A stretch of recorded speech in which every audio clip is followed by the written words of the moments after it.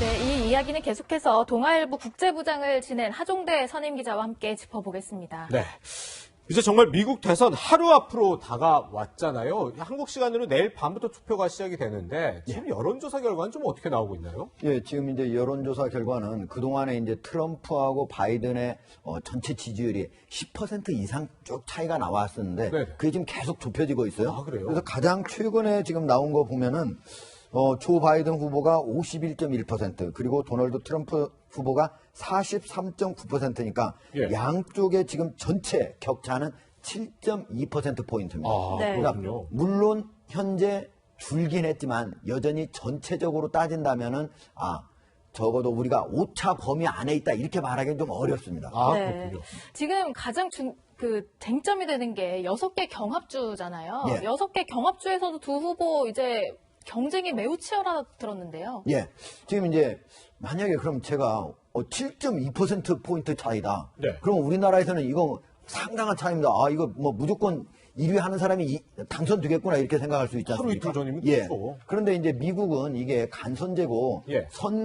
이제 대통령을 선출하는 선거인단을 선출하는 그 투표거든요. 예, 예. 네. 그래서 거기서 가장 중요한 게 스윙 스테이트라고 해가지고 한쪽으로 민주당을 한 번은 이쪽을 지지했다, 한 번은 공화당을 지지했다, 왔다 갔다 하는 그런 그 주가 있거든요. 이게 네. 6개 주가 있습니다. 예. 이 6개 주가 바로 이제 러스트 벨트라고 해서 미국의 북부 쪽에 있는, 중북부 쪽에 있는 곳이 있고 또 이제 남부 쪽에 있는 곳이 3개가 있는데 네. 여기에서 보면은 전체적으로 지금 러스트 벨트 중에 미시간하고 위스콘신 이 2개는 현재 바이든 후보가 상당히 앞서 있습니다. 적어도 7%에서 한 10% 정도 앞서는 걸로 나옵니다. 여기가 뒤집어지기는 좀 쉽지 않지 않을까. 예, 예. 그러나 나머지 4개, 펜실베이니아, 플로리다, 노스캐롤라이나, 애리조나 이 4개는요.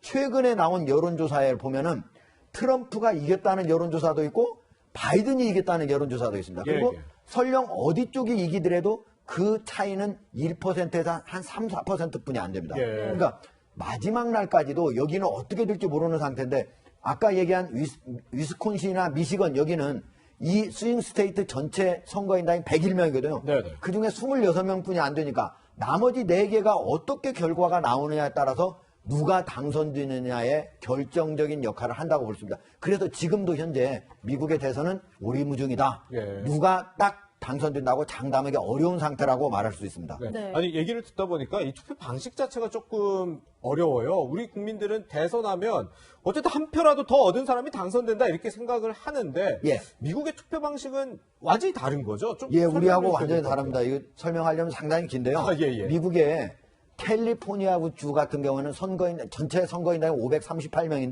네. 그중에 55명이 한 주에 있습니다. 아, 근데 예. 거기서 단 한 표라도 이기면 어떻게 됩니까?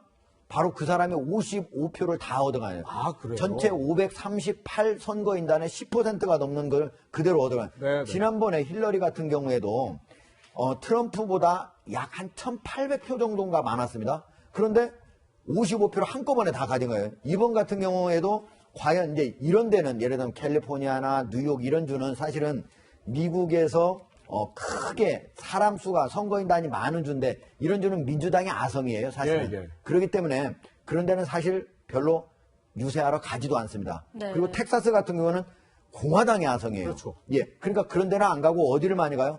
이 스윙 스테이트라고 하는 6개 주를 집중적으로 마지막에 선거 유세를 하러 가게 됩니다. 지금 예. 트럼프 대통령도 그리고 바이든 후보 같은 경우에도 모두 이 6개 주의 막판에 모든 유세에 힘을 모두 거기다 집중을 하고 있는 상태입니다. 네. 예. 누구도 결과를 알 수 없는 만큼 두 후보 막판까지 경쟁이 치열합니다.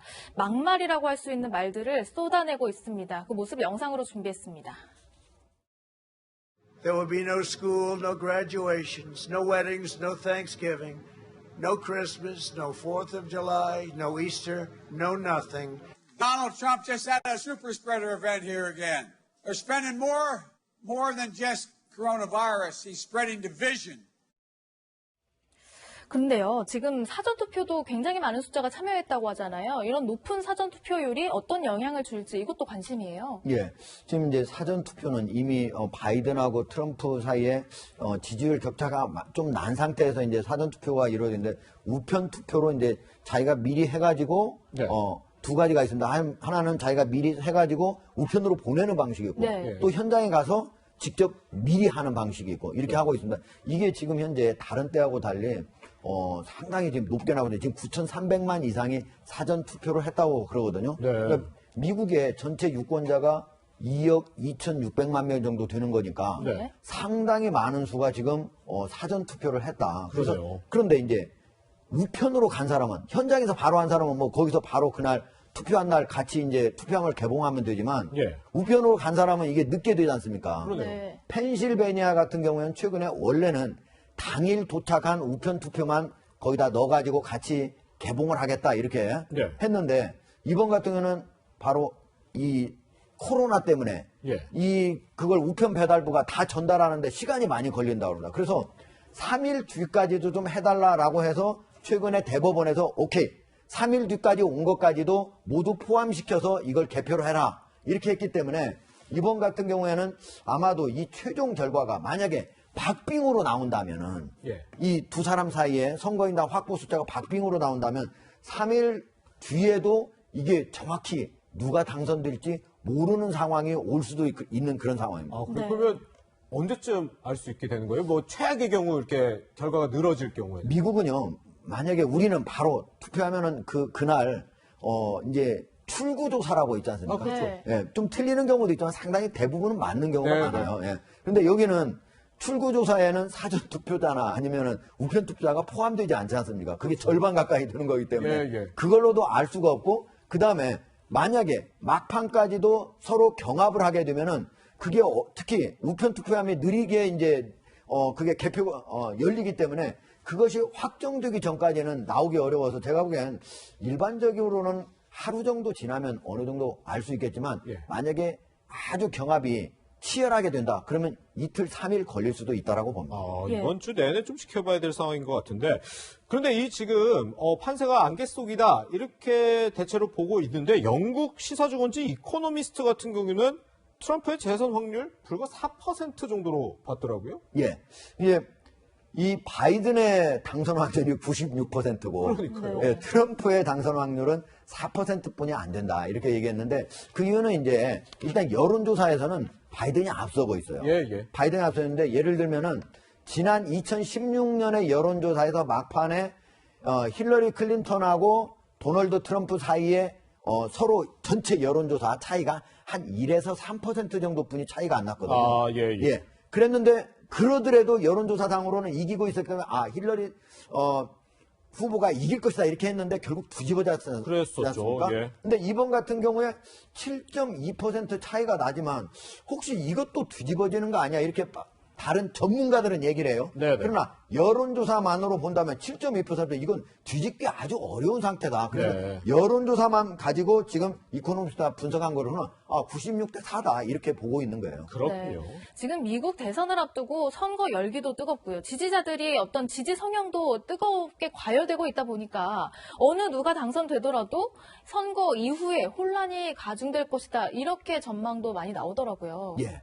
이번 같은 경우에 선거의 특징이 뭐냐면요. 이번에는 트럼프와 바이든의 싸움이다 이렇게 보는 게 아니고요. 트럼프와 반 트럼프 사이의 싸움이다. 네. 이 트럼프를 좋아하는 사람하고 트럼프가 지금까지 해온 거짓말이나 여러 가지를 보니까 도저히 대통령감이 안 된다 하는 사람하고 싸움이지 트럼프 선호와 바이든의 선호라고 볼 수가 없거든요. 근데 이러다 보니까 트럼프를 지지하는 사람하고 트럼프를 지지하지 않는 사람 사이에 트럼프를 지지하지 않는 사람들은 좀 지지도가 좀 약한 거예요. 바이든을 선호하긴 하지만 근데 트럼프를 지지하는 사람은 그걸 지지하지 않는 사람을 엄청 세게 미워하는 겁니다. 네. 그러니까 어떤 일이 벌어지냐면 바이든을 지지하는 사람이 만약에 나 바이든 지지야 그러면 트럼프 지지자로부터 공격을 당할 가능성이 높아요. 근데 그게 네. 어느 정도냐? 지난 2월에서 예. 9월 사이에 미국에서 총기가 판매가 됐는데 네네. 작년보다 동기간보다 무려 2배가 많은 1,500만 정이 판매가 됐습니다. 아, 그래요? 근데 이게 정치학자들이 보기에 과연 총은 왜 이렇게 많이 샀을까? 네네. 이게 이 선거가 끝난 다음에 아무래도 폭동이라든지 여러 가지 갈등이 심하고 될 수 있다. 예. 그러면 나 자신을 내가 지켜야 되겠다. 해가지고 샀을 가능성이 높다는 겁니다. 그래서 예. 지금 현재 트럼프 대통령도 선거에 만약에 이기면은 별일이 없겠지만 지면은 불복하겠다고 하는 그런 비슷한 종류의 말을 한 적이 있었거든요. 네네. 예, 여러 가지 우편 투표에 대한 불만을 터뜨린 적도 있었고 그렇기 때문에 이런 것들 때문에 지금 현재 미국이 선거가 끝나더라도 쉽게 평화적으로 완료되지 않을 수도 있다 하는 얘기가 나오고 있습니다. 네.